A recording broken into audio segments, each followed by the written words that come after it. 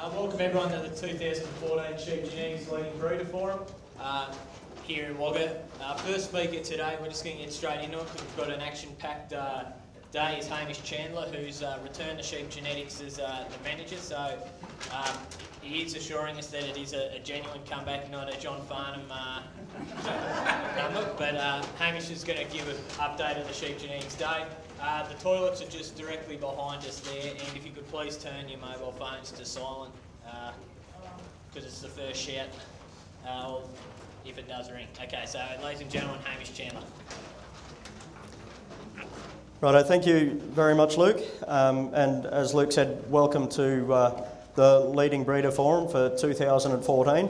I'm really pleased that so many people made the effort to come along today. And I think special thanks actually really needs to go to Luke for all of the hard work that he's put into getting things organised for today. So what I was going to do today, very quickly, I just wanted to run you through what the proceedings were for the day, what the other speakers are going to be talking about and so on, and then on to some updates, what we've recently implemented and what's coming up for the rest of the year. Then we can get on to the real stars of the show, the other speakers that we've got here with some more technical talks than I have. So obviously, as I said, I'll just do an update with what's happening. Then we'll go on to Daniel Brown will be the next speaker from the Animal Genetics and Breeding Unit at the University in Armidale. So Daniel will be updating us on what's happening with all of the machinery that operates the Lamb Plan and Merino Select analyses. And then we've actually got a half-hour session as an open forum to get some feedback from you guys as to what your opinions are on where our R&D priorities should be over the next little while. Is that a little better? So after morning tea, Tom Hook, Lamb Plan Project Officer, will be doing a session on genetic gain and breaking that down into the components of genetic gain and what you guys can do to influence it.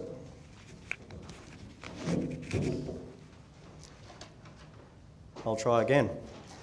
Following on from that, Richard Apps. So Richard's now the sheep on-farm R&D manager for MLA. Many of you would know Richard from his stint as the sheep genetics manager some years ago. Richard will be going through the eating quality producer demonstration sites that we've got going at the moment and updating you with what's happening there and looking at validating the eating quality and yield breeding values that we're now calculating. We've also got with us today Reed Redden. So Reed's from the US. Reed is the chairman of the National Sheep Improvement Program in the US. So we thought while Reed was in the country, we should get him to do a bit of an update for us on what's happening in the US industry. So that will take us through to lunchtime. Then we've got Sam Gill. So Sam obviously last year stepped up from the sheep genetics manager's role into the MLA genetics manager's role across both sheep and beef. So Sam will be going through securing the genomic future, making sure that the genomic tests that we've been implementing into the industry over the last little while will continue happening over time. And Dr. Stephen Lee. So Stephen's based at the University of Adelaide and has been doing quite a bit of work with the sheep CRC, looking at how to integrate genomics into our breeding programs. And then Sam Clark, Dr. Sam Clark from the University of New England, going into do breeds matter in the genomic world and how this might change over time. The session this afternoon, I'm actually really interested to see, how this session pans out and what your feedback is over it. I'm really interested to see the content of it as well. We've deliberately put this afternoon session together to start trying to get people to think more about how to integrate genomics into the rest of their business and what impact genomics is going to have in combination with other management practices within your business. So I think that's a really important thing. You know, the people within this room have been doing a really good job over the years of driving genetic gain within their flocks and using the tools to make genetic progress. But, you know, how does that tie in with the rest of your business and with your clients' businesses? And at the end of the day, what we're trying to do is help people, you know, run more profitable sheep enterprises as part of their business. So I think that's a really, really important point, and it's something that I think over the next 12 months sheep genetics will be focusing more on. It's, you know, how to integrate this into the rest of businesses. And, you know, at the end of the day, the people in this room are sheep genetics, you know, biggest asset in terms of, you know, getting industry information out to industry and engaging change within the industry. So the more we can do to help you guys pass that information on to your clients, ram buying clients, the better. So on that front, we've first got John Francis from Home Sackett going through their benchmarking type information to tell us, you know, what is it that the top sheep producers are doing that maybe I shouldn't say the rest of us, but maybe that I'm not doing at home, that I should be doing better. Following on from that, Phil Clothier, who's one of our breeders with in the Pole Dorsets and playing around with Barula genes and that sort of thing. Phil has sent genetics over to Israel and looking at, under a completely different production system, you know, what can Australian genetics really do under different production systems. So, you know, giving us a few ideas of, you know, alternative ways of running sheep enterprises and what the impact might be.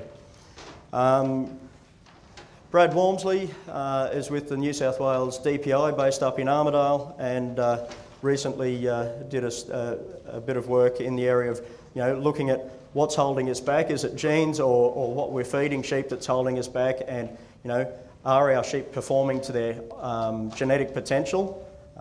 So is it the genetics limiting our production, or is it feed limiting our production? And then, just in case we hadn't had enough former managers of sheep genetics speak on subjects, we've got Dr. Rob Banks, who is now the Director of the Animal Genetics and Breeding Unit at UNE, speaking on, you know, what's worth more, investing in genetics for pastures or genetics for our animals. And then over dinner tonight, we've got Andrew Wrigley, has been kind enough to come down as our guest speaker for the night, and is going to tell us about what he's doing at Kidman Park, Santa Gertrudis, just to give us an idea of, you know, how people are applying the same technology in other industries. So I'd better hurry up and actually start talking about what my 20 minutes was supposed to be about. What's new in sheep genetics and what's going to be new over the next little while.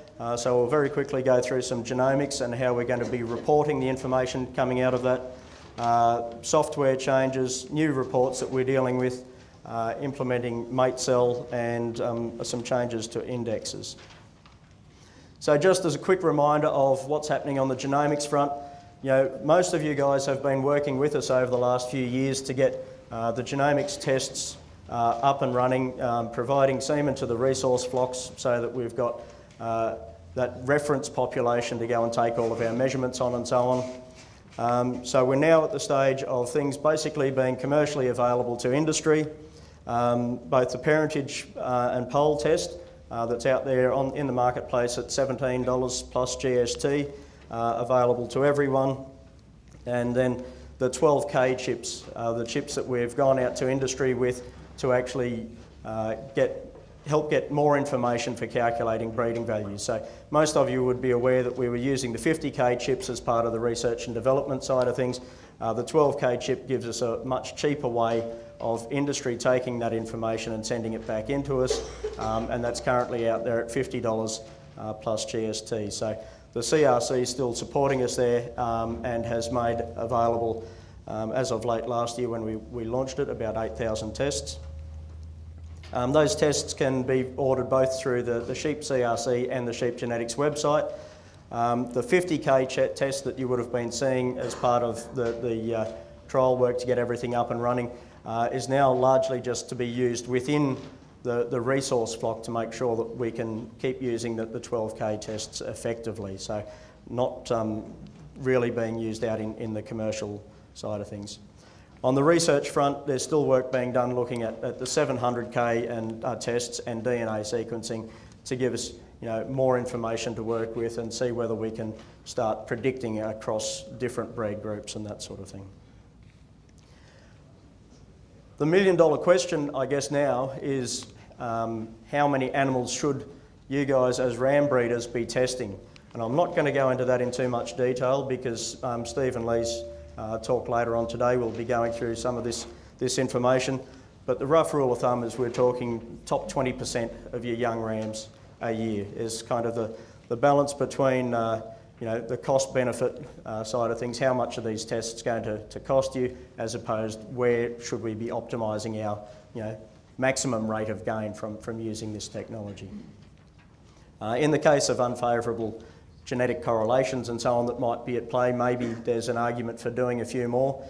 Say if you're looking at selecting your animals based on the Carcass Plus index, and that's unfavourably related to some of the eating quality traits in particular, by just identifying on the top 20% and testing them, we might not be capturing all of the best animals for our eating quality traits. So maybe in that case we can argue that you should be doing a few more.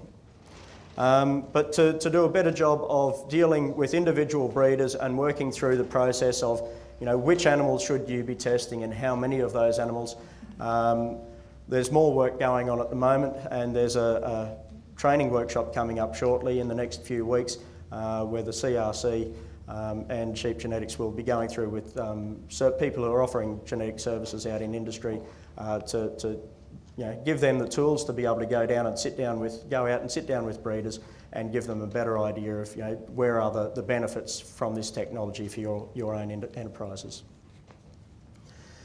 So moving from reporting RBVs, the research breeding values that we've been reporting from using the DNA technology, using the genomics tests through to ASBVs. Up until now, we've only been reporting the RBVs back to the breeder that sent the test in, basically. And we will be moving towards reporting those back more widely over the next month or two. So that will give people the tools to really start including things like the eating quality traits in their breeding objectives at home. And for the merino and maternal breeders where the major advantage is going to be able to select animals earlier in life, they'll be able to start using those tools more widely. That information will, as I said, will be going out more widely March, April, and that extension campaign that we'll be having to look at will be backed up by the eating quality producer demonstration site results that Richard Apps will be starting to talk about later on today. Just to give you an idea, obviously, of how the information has been going back to date, just about all of you, I hope, would have seen, how animals are reported back on the website and so on, presenting ASBVs back to you, whereas this is how the RBVs have currently been getting reported back. So not as easy to sort through, only going back directly to the breeder. The two sets of figures can be slightly different, obviously, because we've got more information contributing to the RBVs. But these RBVs, because there's more information contributing, they're a better estimate of that animal's true breeding value. So what we'll be doing, where we currently have traits where we have ASBVs and RBVs, we will be reporting those RBVs back as the standard ASBVs from now on. So you will only see that set of information that has got the maximum possible amount of information behind it going back to people. For the traits, the new traits, intramuscular fat, shear force, lean meat yield, where at this stage we only really have the genomic information contributing, they will be getting reported back to people the same way as all of the other traits. So they'll be reported back in your flock reports. They'll be going up on the website for people to be able to search on and so on. But we will be keeping that RBV, research breeding value, name tag for now, because there's still a lot more work to be done in developing the analysis, and over the next 12 months, we'll start moving towards a full single-step analysis where all of this information is being calculated together, we can start using the pedigree information and correlated traits better to start calculating those eating quality traits as well. So until that happens, we'll continue calling them RBVs, but they'll be reported back out to industry the same as everything else. Now, I only put this up here just to give you a very quick idea of how many tests have been used out there in industry, how much information have we got behind it so far. The total for the 50k chips that have been used in total to date, both by you guys and in the resource flock and so on, over 4,800 animals have been tested with the 50k chips. The LD is the low density, or the 12k chip that we're now using. There's been an additional 5,400 animals across everything that has been tested with those to make sure that we've got those relationships right between what you see on the DNA tests and what we see actually measuring animals at the same time. Actually used by breeders. At this stage we've had about over 1,200 tests ordered since August, September last year when it was launched. Currently over 650 animals have had that information come back and calculated breeding values from that and reported back out. So the bulk of those would be 2013 drop lambs. So you know, it's a brilliant start. We've got quite a lot of information behind it. Obviously, if producers are going to get to that stage of testing 20% of their young rams, so that we can really start, you know, driving change, making sure that we're heading in the right direction for, you know, things like eating quality at the same time as all of the other traits that we're already dealing with. You know, we still have a long way to go in terms of recording blood types and so on animals.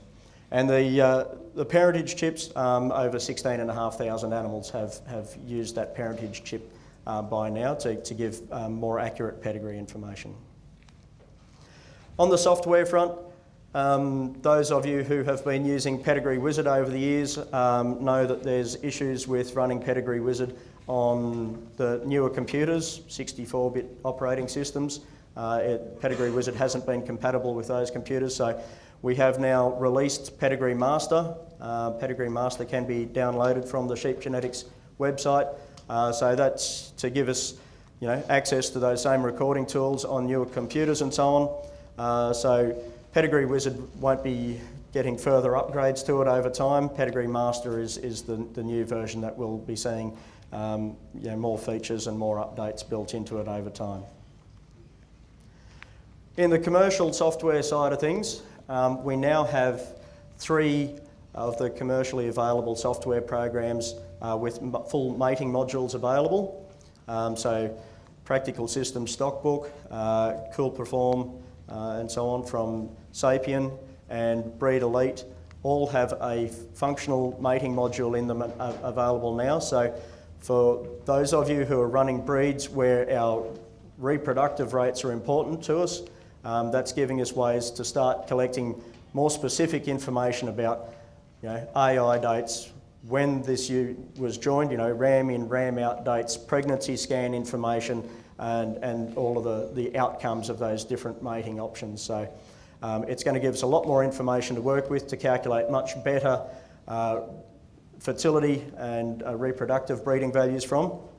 So the long and short of that is start recording the information, start sending it into us. Things like pregnancy scan in particular, we're going to be able to start incorporating that into the analysis to calculate things like number of lambs born now if you start recording that and sending that information into us. On the new reports side of things, we've been dealing with developing some new reports for things like selection efficiency.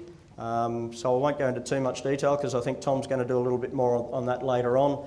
But in terms of, you know, what are the different components that drive our rate of genetic gain, how do we do better jobs of reporting back to you, you know, where there might be room to move on improving those different components, looking at selection efficiency directly as one of those, and more reports and better ways of us being able to run those reports to send back to people to do the on-property visits that Tom and Luke have been doing over the last couple of years, and we'll be getting back on the road towards the end of this month and through April, May, to go and sit down with people and start working through, you know, what are we doing, what's our database summary say, what are our trends doing, the accuracy of our breeding values, how are we recording management groups and so on. So all of those tools together will give us the information to help, you know, identify where people are currently making their rate of genetic gain and what can be improved to help accelerate that.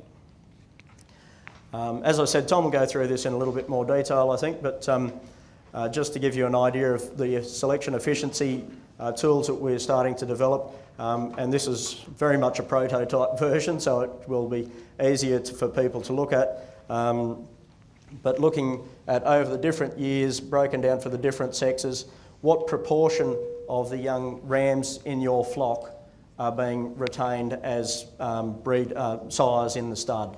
You know, are you retaining, you know, in this case, on average, less than 2% of those young rams are being used as sires within the flock? You know, obviously, if you're keeping 10% as opposed to less than 2%, there's a much different selection emphasis that you're putting on there, and that's going to impact on your rate of gain. And how different is the index value of the animals you have chosen from the top possible value that you could have chosen? So that bottom line there, across all years, this flock, for say Carcass Plus, 57% of the benefit that they could have achieved from, you know, if they'd chosen that top 1.8% of their rams with an index value up here, they've achieved 57% of that potential gain. So we've still got to work out where the benchmarks are. We're not going to be recommending to you that you achieve 100% of that theoretical maximum rate of gain, because, you know, we know as well, that, as you do, that, you know, these rams have to be functional and able to walk around in the paddock and do the job and match the environment and market and all the rest of it.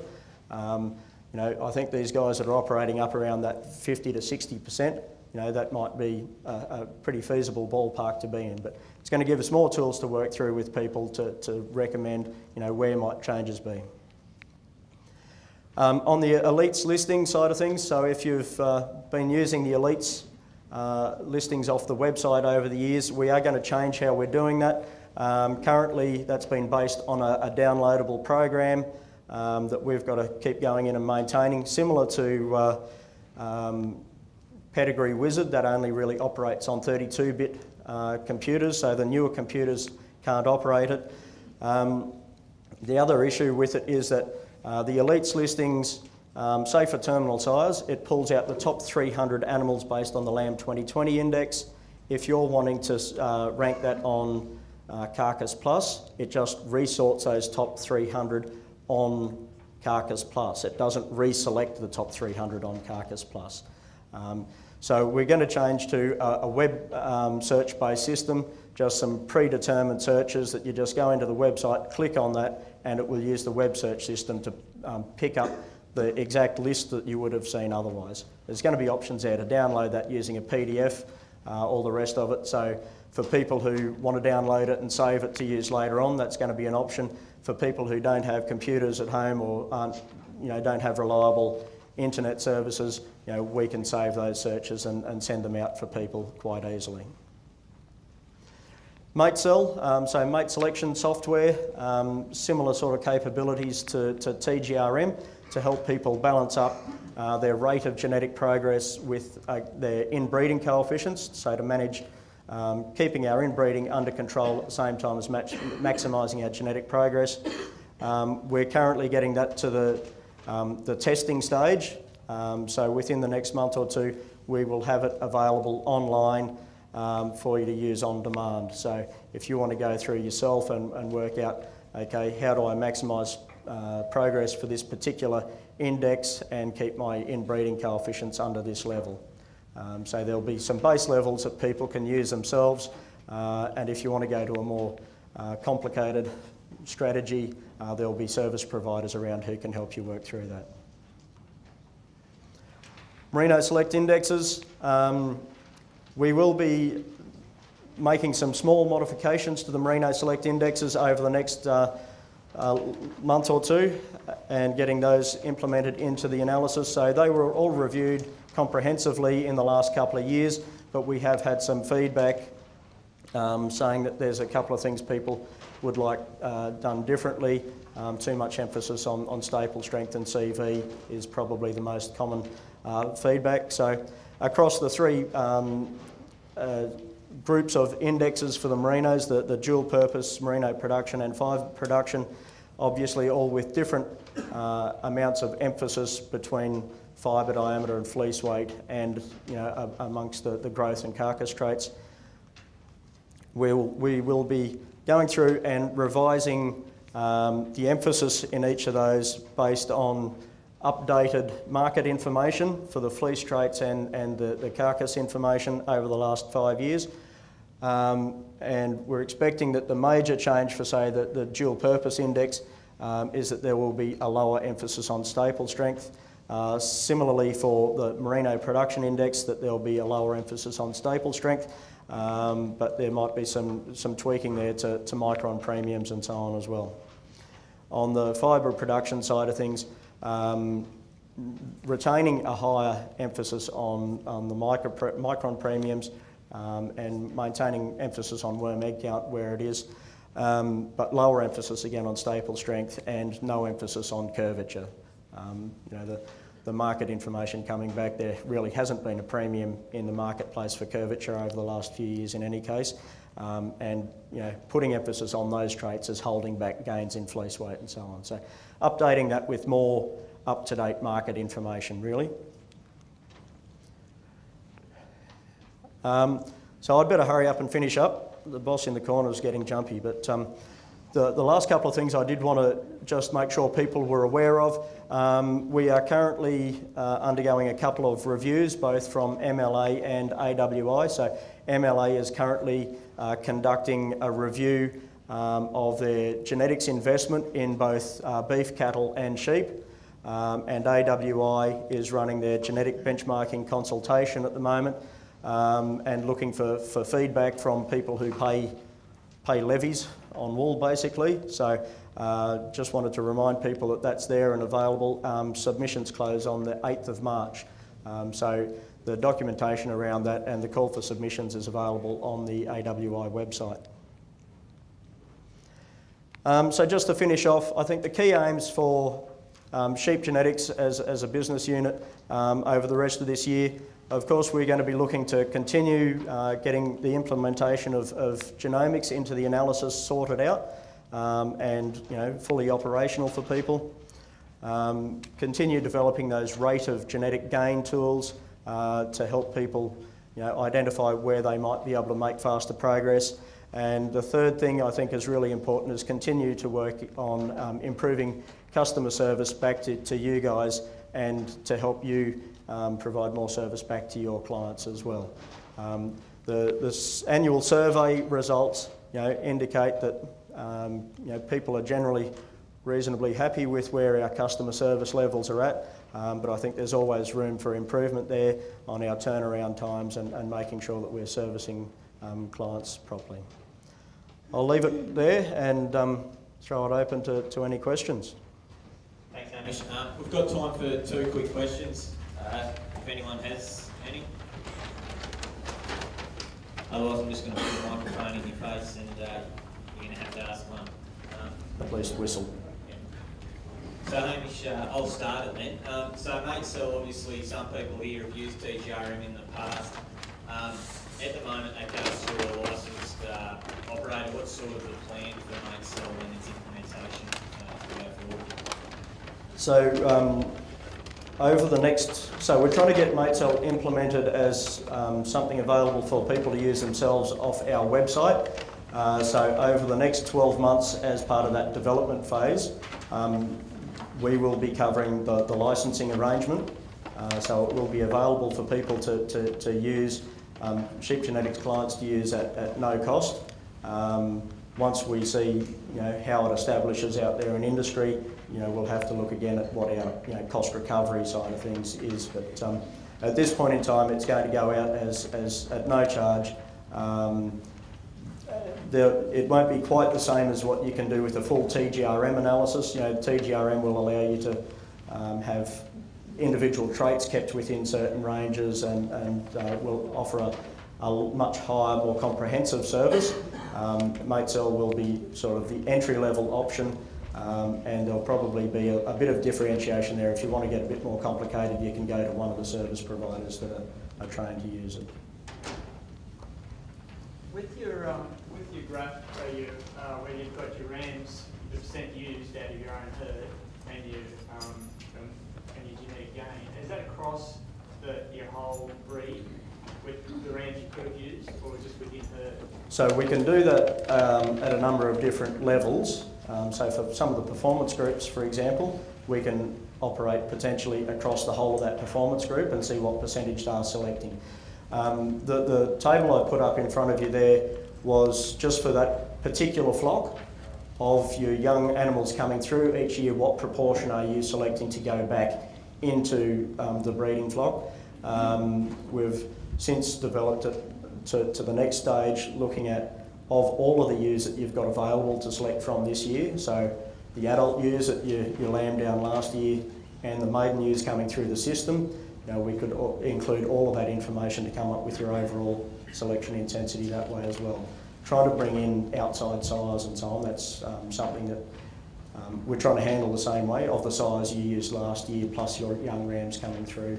So, you know, there's the potential there to start bringing in a wider gene pool of animals to select from and look at your selection intensity there. No worries, thanks. Thanks, Hamish. And Andrew, if you just want to stand up, we'll just introduce a couple of people. Andrew is our guest speaker tonight, so hence the question about herds and not flocks. Sorry. And Reed, if you just want to put your hand up, say my name, Reed Redden, everyone who's kindly joined us all the way from North Dakota. Okay, so thanks, Hamish. You can just put your hands together for Hamish.